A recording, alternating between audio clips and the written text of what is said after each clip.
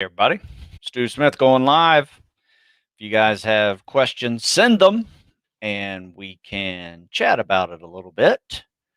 I am making some progress this week with, we're doing a Spec Ops triathlon on Mobility Day.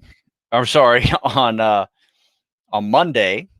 They will probably do a mobility day after because they're pretty tough. So a Spec Ops triathlon is this. It's a run, swim, ruck instead of a run, swim, bike. A lot of fun. Been doing them for years. We put them on every quarter here in the Maryland area.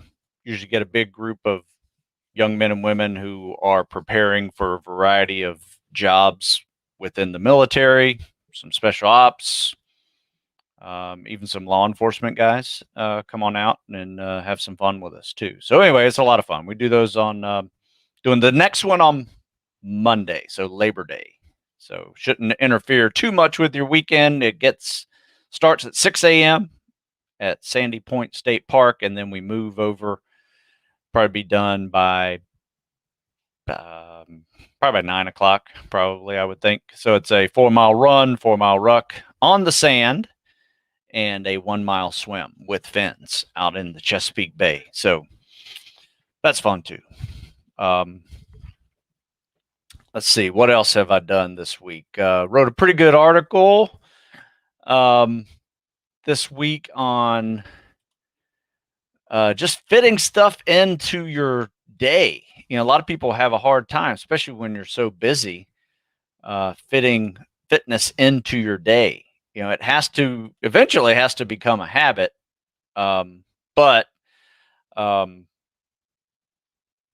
you know, to do that, sometimes if it's not in the schedule, it does not exist. So remember that, because, you know, you need to block out your time for whatever new habit you're trying to create, whether that new habit is fitness, that new habit is a study session. If you're going back to school right now, just got to start rehashing those, you know, some new habits so you can actually succeed in what you're trying to do. So that's what that one was about, you know, just fitting in new habits. And one thing that I can promise you, if you go by the saying, if it's not on the schedule, it does not exist, put that thing in the schedule and make it exist, because then it becomes part of your to-do list and you get that stuff done. Another one I wrote was top mistakes by athletes as well as former military alike. Interesting enough, one of the biggest mistakes is falling out of habit after service, or maybe after your athletics are done. Next thing you know, 10 years later, you're 50 pounds overweight, and that just snuck up on you. 5 pounds a year can kind of hide on you, and now you got to lose 50 pounds. So that's a bad mistake that a lot of people make. And if you're aging, it gets even harder to lose that weight. You got to treat yourself like a beginner when you start back up again. Another one is too tight. Don't skip mobility day. I wrote an article recently. In fact, I'll put it in the description of this. By the way, I'm going live on Facebook, YouTube, and Instagram right now, all at the same time. So if I make mentions to putting it in the description, those of you who are on Instagram seeing this, it's on my YouTube channel and it'd be in the description. But there's an article I wrote called Don't Skip Mobility Day.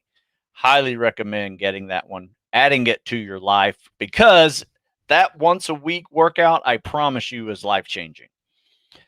It took me from potentially quitting running altogether because my hips hurt so bad, to just being able to run again.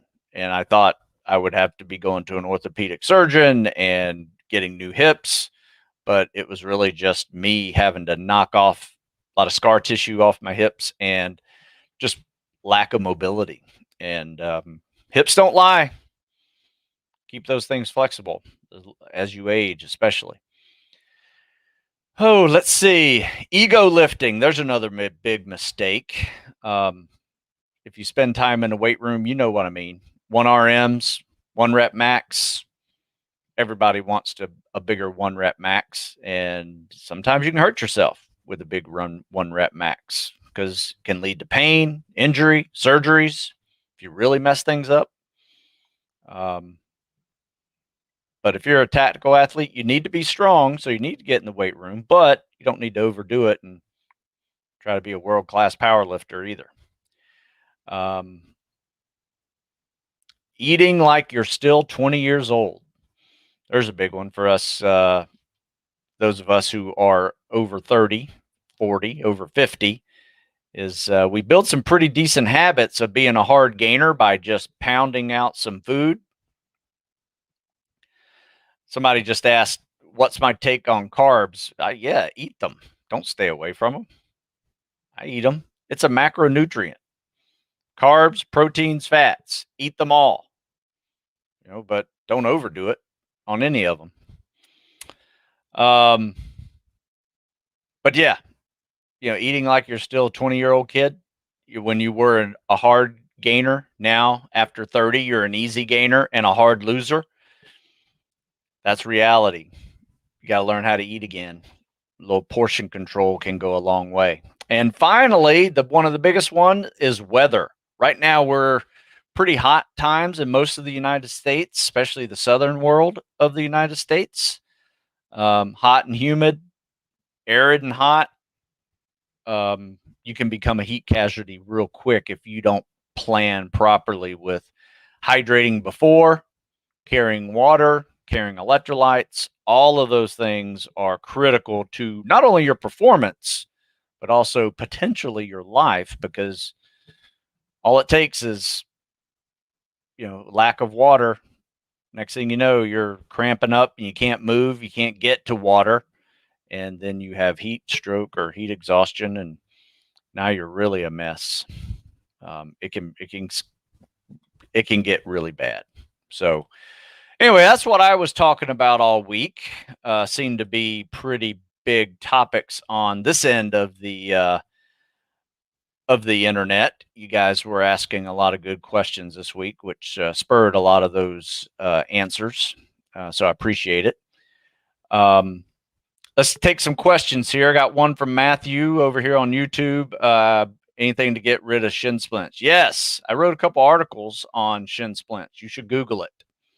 So recurring shin splint, Stu Smith. Put that in the Google machine and see what you get.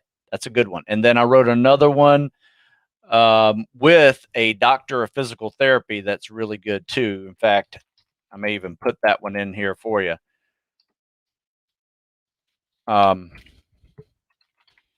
He's one of our guys that trains with us. It's called Fix Your Shin Splints, Stu Smith. And I did that with one of our guys, Seth. I'm just going to put that in the description, or I'm sorry, in the comment section right now. And it should be loading up right now. Oh, let's see.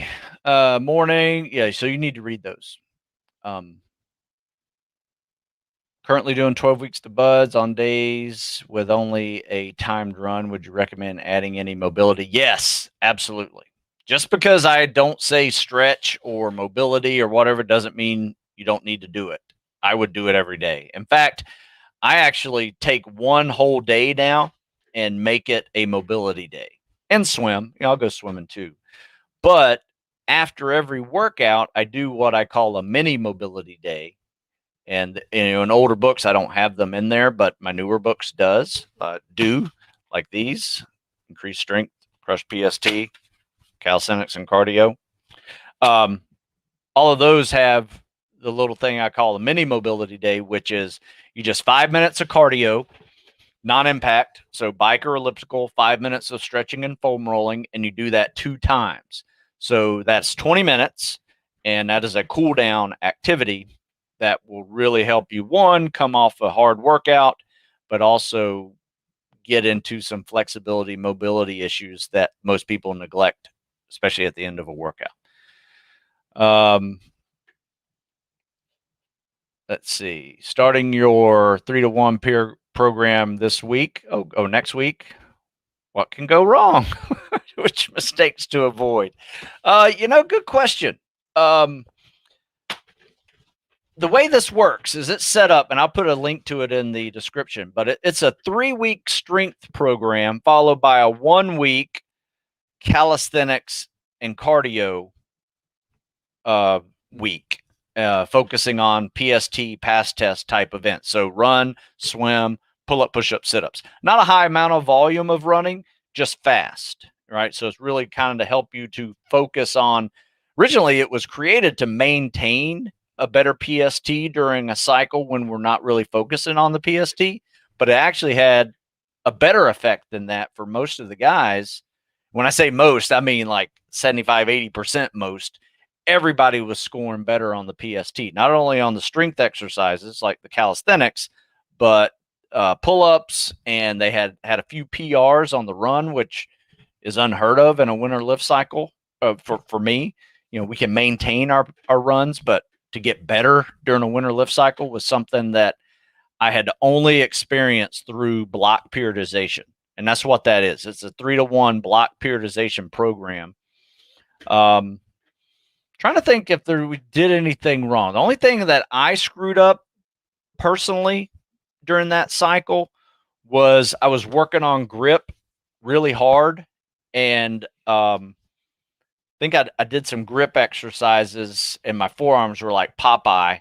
And then I went and did a hang clean afterwards, and my forearm did not like that at all. In fact, it's been hurt for several months. Finally just starting to get better where I can actually do variety of grips of pull-ups again. So my suggestion, if you're doing grip work, just let your forearms loosen up before you go do exercises like hang cleans or snatches with a kettlebell or anything like that. Because that's what hurt me. So that was the only thing that hurt me on that one. Good question. Good question. All right. Opinion on coffee before selection. Mentor says avoid it like the plague. I would too. I mean, I don't think it's necessary. I mean, if you're in the middle of Hell Week and you're trying to help just stay awake a little bit, that might be one thing. I personally, I never drink coffee. I do drink tea though. But I would get coffee during Hell Week and just put my hands around it just so my hands would stay warm while I was eating dinner. And I'd take a few sips, but I don't really think you need it, especially if you're taking PT tests or anything that's going to elevate your heart rate automatically to be in like anaerobic level training. Fast runs, high rep calisthenics, all of those things. What I have found is that, artificially elevating your heart rate with caffeine just decreases your amount of performance to that ceiling where you're hitting your wall. So you don't want to get there artificially, right? You're going to get there by your own performance. I like to keep my heart rate down as low as I can when I'm training. Now, I'm also putting out as hard as I can, and to a point where, if I had an extra dose of caffeine and it jacks me up another 10 or 15 beats per minute, that's going to put me in a different zone and I'm just going to bonk. So that's my 2 cents on caffeine. Is it a performance enhancer? Yes or no? I mean, there's some statistics out there and some studies out there that says it is, but it also depends on what you're trying to do.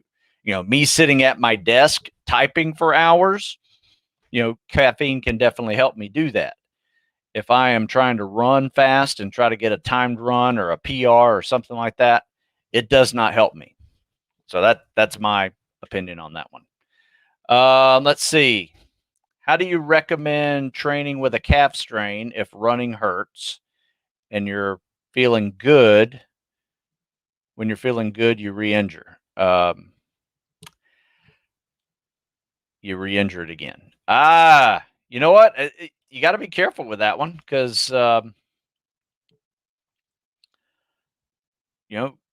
would personally, if it hurts to run, stop running.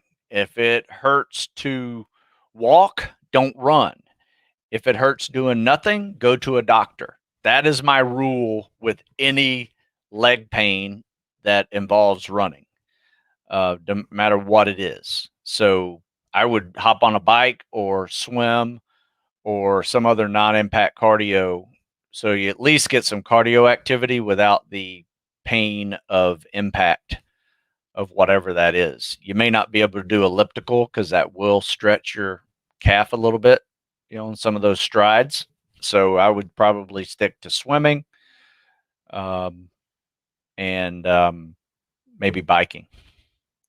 And then be careful stretching it, because you probably hurt it by stretching it. So last thing you want to do is stretch it too much. So I would massage it versus stretching it, and see how that feels for a little while. But it may take some time. I've had a few calf strains in my life, and sometimes they take a week or so before you feel like running again. All right, how much stretching is too much stretching? There's another good question. I think I got Achilles tendonitis because all I did was stretch my calves, but never strengthened them and tweaked something as a result. Exactly. You could definitely overstretch. In fact, most Achilles tendonitis injuries are coming from a stretch reflex. So whether it's box jumping and it hyper stretches real quick and you explode up, or it's running up a hill, or it's just a lot of mileage and now you're just overdoing it and you run up a lot of hills. Sprinting, that's another one, that explosive power of that stretch right when you explode up. All of those can most likely lead to your Achilles tendonitis. Stretching could, but it is most likely now you're starting to feel the pain of stretching because you have tendonitis. But yes, I mean, you need to strengthen your calf muscles as well. But anytime you run, you're strengthening your calf muscles. If you want to really strengthen them, maybe add some heel raises to them, but don't forget the toe raises as well to balance out shins and calves. Yeah. That's a tough one. I would avoid, if you have tendonitis like that, I would avoid stretching it on the Achilles. And like I said with the previous question, just massage it and let it heal. Maybe some compression, a little bit might be helpful. Let's see. Oh man, no audio. What happened?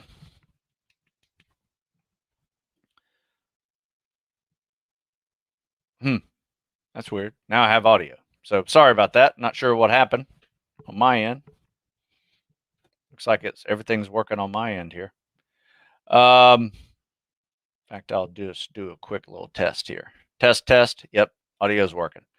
I have a question on our special forces still active if there is no war? Absolutely. And hopefully you won't hear about it. Let's just leave it at that. There's plenty of stuff going on in the world that we don't need to be living there to be doing things that they do. What is the best beverage for hot weather training? Should I be mixing Gatorade and water or bring both? For me, my recommendation is whatever does your stomach justice, right? What I mean by that is if you don't agree with it, don't drink it. If you're not used to drinking it, don't add it on testing day. That's one of the worst mistakes I've ever seen. People taking some kind of weird carbohydrate or electrolyte drink and they've never tried it beforehand. So you should practice whatever you are hydrating with regularly. So Gatorade works well for me. Water works really well. Something I like to do if I'm really sweating profusely is, I don't have any here, but I use this little form called Drip Drop. Same thing as like Pedialyte powders. Just pour it in a bottle of water, drink a bottle of water, and then try another bottle of water with drip drop in it to get some sodium that you need if you're sweating profusely. So that's what I do: cold water and drip drop. So I think you can probably find it at dripdrop.com. I don't sell it. It's just a really good pharmaceutical grade electrolyte. That, put it this way, they give it to people who have Ebola, right? So that's a kind of speaks volumes for me on how much the stuff works. All right. Let's see. Saw your 2-week pull-up program, but problem is can't spread pull-ups on inactive days because I don't have a pull-up bar in my house and it's 2 kilometers away from my house. Build your own pull-up bar. I don't know what to tell you. Buy one of those little $30 jobs from Kmart or Walmart and put it in your door jamb, right? Do something, right? Is aerobic exercise from swimming harder than running? Let's see. Is aerobic exercise from swimming harder than running? Can I build aerobic endurance for running by swimming? Yes and no. I will tell you this, though. It is hard. If you're a really good runner and you're trying to get in swimming shape, you have to spend some time in the water to get in swimming shape. If you are trying to get better at running, I have found personally, for me, that by doing a ton of swimming workouts, I get better at running. Now, if I do some hypoxic type workouts, some skip breathing, something that really gets my heart rate up high, it just feels better when I go outside and run. My lungs are open or whatever. Now, physiologically, is it really making a big difference? I don't know. I think it's just getting your body used to breathing hard and you can handle it and not panic. And when you're swimming, you have to have a natural breathing rhythm. And a lot of people, when they run, they don't have a breathing rhythm. They just go all over the place. Right. And so you got to have a 3-step in, 3-step out, kind of a breathing rhythm when you do run. And you may find that your heart rate goes a little bit lower once you establish this steady rhythm of breathing versus a completely erratic breathing that really just leads to you hyperventilating almost. So let's see. Take a couple more questions. What advice would you give to survive a thrashing at basic training? You know what? There's going to be a variety of just gut checks that you're going to have to endure no matter where you are in training, whether it's basic training, it's police academy, fire academy, boot camp, bud selection, or any other selection. You're going to get hammered. Just know that's part of the game and put out. And, your progression into training, your preparation that you do should be able to handle that. One thing I like to do with the guys is we do a plank pose for 10 minutes. Everybody holds a plank for 10 minutes or the up push-up position every minute on the minute. We do 10 push-ups. We call it death by push-ups. It sucks. You're going to be put into the leaning rest a lot. So you're going to be in that push-up position a lot. So get used to being in that push-up position and build up a little bit of stability to be able to stay in there without, falling and bending your back and, whatever, your butt sticking up in the air. All of those things can help you. But, just any workout is going to help prepare you for those kind of thrashings. I wouldn't sweat it too much. Is it normal to be nervous, anxious about starting training? Absolutely. 100%. In fact, just that it's like before you run a race or you do a PT test, you have adrenaline that flows because you're excited. That's all. It's all part of it. The doubts come in too. So did I work out hard enough? Did I not? Well, we're about to see. And whatever you don't feel like you've worked out hard enough, you're going to have to suck up. That's going to be up here on how you can handle it. Hopefully, you trained hard enough to where you meet the standards on everything that you're about to be tested, whether that's a 2-mile swim, a 4-mile run, 5-mile run, a ruck, obstacle course, whatever that is.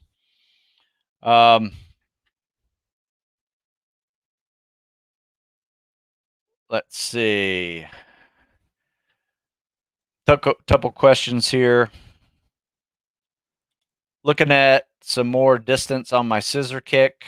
Should I be looking at bigger compound lifts like squat variations? No, I would not. Or box jumps would be better. Box jumps not a bad idea. I would consider doing jumping lunges, right? So you jump up, land, right? So that's basically a scissor kick, right? A jumping lunge. But what's going to help your scissor kick the best? Put on a big pair of fins and swim with fins and practice that scissor kick with a pair of fins, or maybe even a pair of fins and a kickboard, and work those muscles. Work both sides. Top leg goes forward on your left, top leg goes forward on your right, bottom leg goes backwards. Work it every leg day. So we usually swim with fins on leg day, and that helps us more than anything with getting a stronger scissor kick without a pair of fins. Let's see. Take a few in here. I missed a few of you guys over here. Favorite coffee? I don't have one. I don't really drink coffee. Like I said, I like drinking unsweet iced tea. Do you have any recommendation for people with plantar fasciitis? Maybe, is that what that is? I actually wrote an article on it. If you Google plantar fasciitis, Stu Smith, you'll see a good article on it. It's a tough one to deal with, but I had it earlier this year, but it wasn't a serious one. I was able just to massage it out, with constant foot massages. In fact, I did a video on YouTube recently, did a mobility day walkthrough. And if you watch, the first thing that I do after, we warm up a little bit with a mobility day, I massage my feet with dumbbells and, use the actual dumbbells to massage my feet, or step on a lacrosse ball or a tennis ball or something like that. That works really well. So check that out. It's on, I can't remember what it's called. Mobility Day Walkthrough is what it's called. I would check that out. In reference to your what's good enough part 2, should we wait until we finish pre-buds to get to those big left numbers, or focus on getting close to those numbers but stellar PST numbers? I'm not sure what you're asking there, but I would say that, some people come into this game with already stellar lift numbers, and they have to get good PST numbers in order to get into training. So right now, what's most important to a candidate is to crush the PST so you get to the training. Once you've done that, you may still not be ready to join. You may want to work on some of those strength numbers so you can handle, rucks and logs and boats and fireman carries up sand dunes and, things like that, so you're not going to break when you have somebody of like weight on your shoulder trying to carry them. So just, there's no one answer for that. So I would try to get stellar PST numbers, work on your strength, and maintain your PST numbers. That's where you want to be. You want to be where every easy PST that you do is easy, right? And you can crush it easily, right? That's really what this one's for. This one helps you build strength and maintain those PST numbers, and even improve PST numbers, to my surprise. So it was a good test, and I'm glad we did it. Let's see. A couple more Marine OCS. Any tips, tricks for someone going in? Yeah, you know what? I will tell you this: there are no tips and tricks. It's only preparation and your ability to um, run fast, ruck fast, PT like an animal, and just be a good leader out there, right? So my advice is to get on a program, train hard. Good news is there's not a whole lot of swimming that you need to worry about. It's just mostly running, rucking. 3-mile timed runs are legit, right? And unfortunately, if you want to score well at OCS, you got to be close to that 18-minute 3-mile timed run, which 6-minute miles for 3 is not easy. Marines have the toughest regular military fitness test out there between the pull-ups and the 3-mile run. So don't blow that off. You got to be crushing that thing. And then, of course, maybe practice some land nav, while you're out, before you join, take a course. Plenty of places out there that can teach you that. And go out there and have some fun. Go compete. Do you think that when you get sore muscles after training, you increase PT scores faster than when you don't? I don't. I don't think you have to be super sore to see growth. You may be sore because you try something different. You may be sore because you go outside of your limitations, but there's nothing wrong with that as long as you're not injured. So just be smart about it. When you're doing something new, just understand that you're a beginner at that exercise. So, if you're not used to doing weighted squats, trust me, you don't want to do weighted squats like everybody else is doing that's been doing it for years, because you're not going to be able to walk for 3 days. So, yeah, you don't need to be sore to see progress. It's nice to feel sore. I mean, I like to feel like I did something the day before, but I don't want to be in pain either. Let's see, a couple more here. Yeah, we got a Spec Ops triathlon on Monday. I think I mentioned it earlier. Sandy Point State Park, 6 a.m. Labor Day. Come join us if you're in the Maryland area. It's a lot of fun. It's a 4-mile ruck, 4-mile run, and a 1-mile swim. So it'll be good. All good.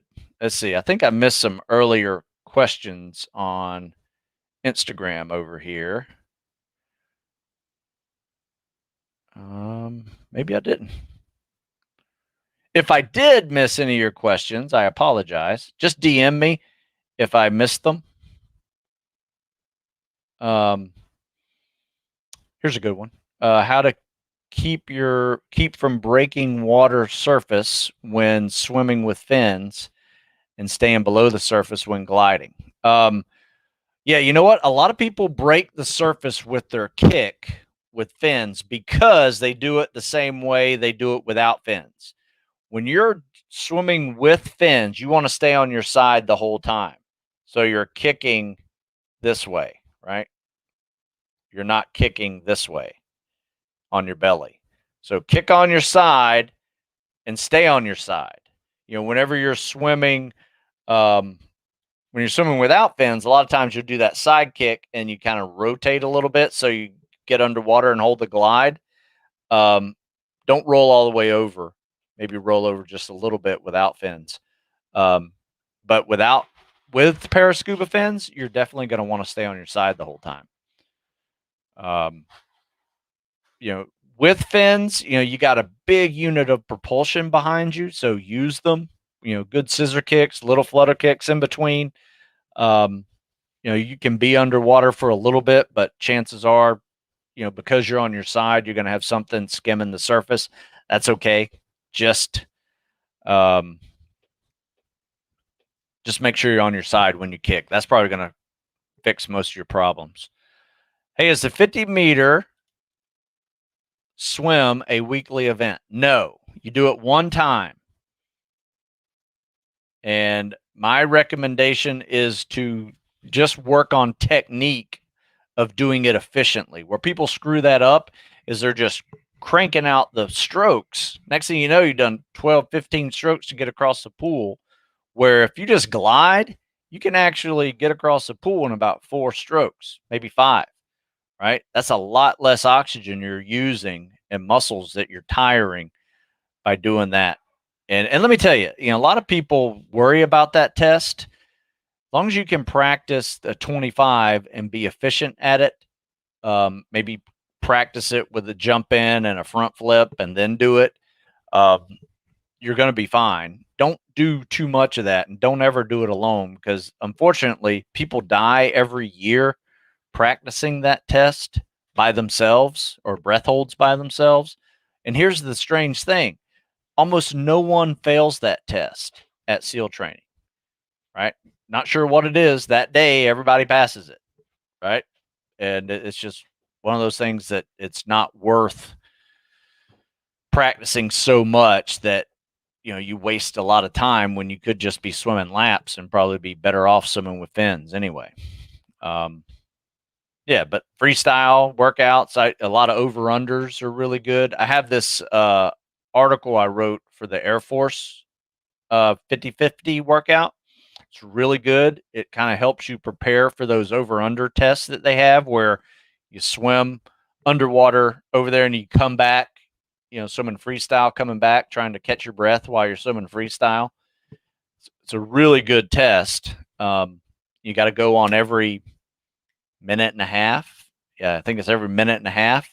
So you go down and back in a minute and a half interval. So let's say you get back in 55 seconds, you got about 35 seconds rest. Got to go again. You got to do 5 of those. That's a good workout. Good test too, if you can do that. Anybody ever tell you I look like Bob Grizzy? No. Are you related, Tom Grizzy? That's pretty interesting. I have his football card. I collect Hall of Famers. So that has been one of my fun projects I've done since I was a kid, is if you made the Hall of Fame football, I have your football card. Not all of them, but I have most of them. It's one of my little hobbies. Are you allowed to kick off the wall during the 50-meter event? On the first 25, no, you can't. So you got to jump in, do a front flip, not kick off the wall, go to the other side. When you turn around, you can kick off the wall coming back. So you got the second half with a good kick off the wall and glide. So, good question. All right. So here, let's do one more question. I actually have to go do a workout here. What do you think the benefits to swimming with fins versus without swimming with fins are?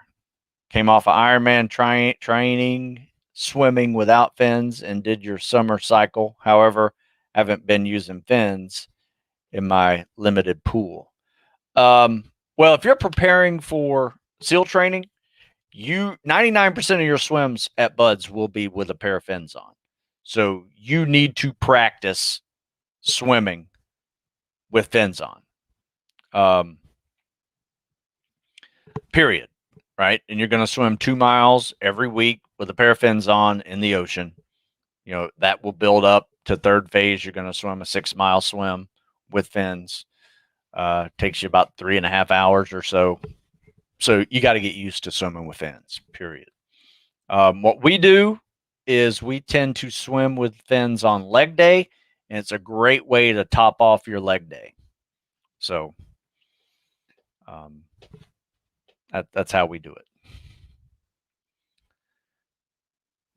But if you're not training for Buds, no need to put on a pair of fins. Maybe put on a pair of slip-on fins that you just put in the